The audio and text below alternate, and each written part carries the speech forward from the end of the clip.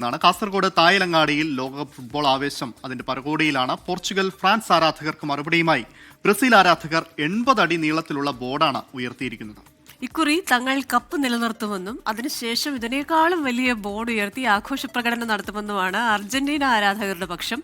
പരസ്പരം അവകാശവാദങ്ങളുമായി ഇവിടെ ഫുട്ബോൾ ആവേശം അങ്ങനെ കൊട്ടിക്കയറുകയാണ്. പ്രദീപ് നാരായണൻ തയ്യാറാക്കിയ റിപ്പോർട്ടിലേക്ക്.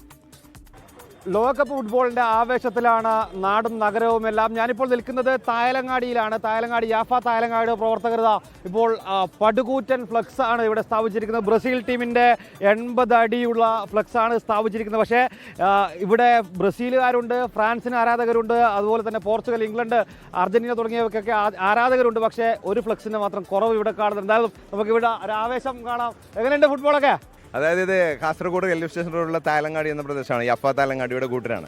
അപ്പോൾ ഇതിൽ മൊത്തം ഇപ്പോൾ ബ്രസീലിൻ്റെയും ഫ്രാൻസിൻ്റെയും പോർച്ചുഗലിൻ്റെയും പിന്നെ അർജന്റീനയുടെ ഒക്കെ എല്ലാവരുടെയും പിന്നെ ഫാൻസുകളാണ്. ഇപ്പോൾ നിങ്ങൾ നേരത്തെ കണ്ടതുപോലെ നമ്മുടെ ബ്രസീലിന്റെ കട്ടൗട്ട് കൊണ്ടുപോകുന്ന സമയത്ത് എല്ലാവരും ഒരുമിച്ച് കൊണ്ടാണ്. അത്രയ്ക്ക് ഐക്യമുള്ളതാണ്. അതായത് നിങ്ങൾ അങ്ങോട്ടും ഇങ്ങോട്ടും ഒരു വൈര്യമൊന്നുമില്ല. വൈര്യമതി ഇനിയാണ് വരാൻ പോകുന്നത്. കളി തുടങ്ങി കഴിഞ്ഞാൽ വൈര്യം ഉണ്ടാവും. വൈര്യമല്ല, അത് സ്പോർട്സ്മാൻ സ്പിരിറ്റോട് കൂടിയുള്ള ഒരു പിന്നെ വൈരായിരിക്കും, അല്ലാതെ പിന്നെ പകപോക്കലിന്റെ വൈരമല്ല. നിങ്ങളുടെ ഇതിന്റെ ആരാധകർ?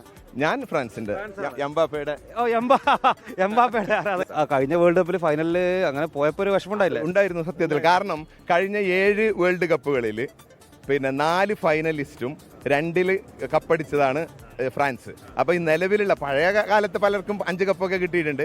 പക്ഷേ നിലവിൽ ഫ്രാൻസ് ആണ് നല്ല മുമ്പിട്ട്. നിങ്ങളുടെ 5 കപ്പ് അടിച്ചു ബ്രസീല്, ഓരോരുത്തരും അടിച്ചിട്ടുണ്ടേ. നിങ്ങളിപ്പോ ഇവര് 80 അടിയുടെ ഫ്ലക്സ് ആണ് ബ്രസീലുകാർ വെച്ചിട്ടുള്ളത്. നിങ്ങളുടെ ഞങ്ങൾ 80-ന് പകരം 160 അടിയുടേത് ചാമ്പ്യൻ ആയതിനു ശേഷം അവിടെ വെക്കും.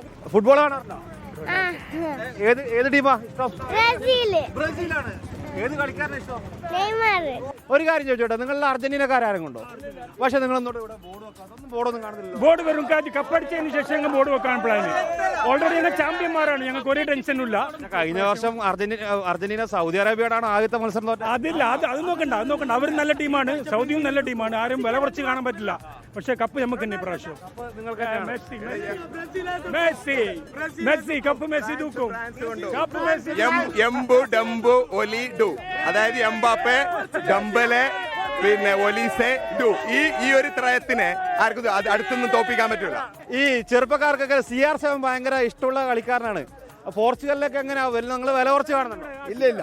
മറ്റൊരു ആഗ്രഹം കൂടി ഉണ്ട്. കാരണം ലഭിക്കുന്നില്ലെങ്കിൽ പോർച്ചുഗലിന്റെ CR7 കിട്ടണമെന്നുള്ള ആഗ്രഹമുണ്ട്. കാരണം സ്പോർട്സ്മാൻ സ്പിരിറ്റാണ്. അതാണ്. എന്തായാലും അങ്ങോട്ടും ഇങ്ങോട്ടും ആവേശത്തോടുകൂടി അവരുടെ ഇഷ്ട ടീമിന് വേണ്ടി ബാധിക്കുന്നുണ്ടെങ്കിൽ പോലും ഒരു സ്പോർട്സ്മാൻ സ്പിരിറ്റിന്റെ അതേ ആവേശവും വികാരവും ഉൾക്കൊണ്ടുകൊണ്ട് തന്നെയാണ് ഈ ലോകകപ്പ് ഫുട്ബോളിനെ തായലങ്ങാടിയിലെ യുവാക്കൾ യഫ തായലങ്ങാടിയുടെ പ്രവർത്തകർ കാണുന്നത്.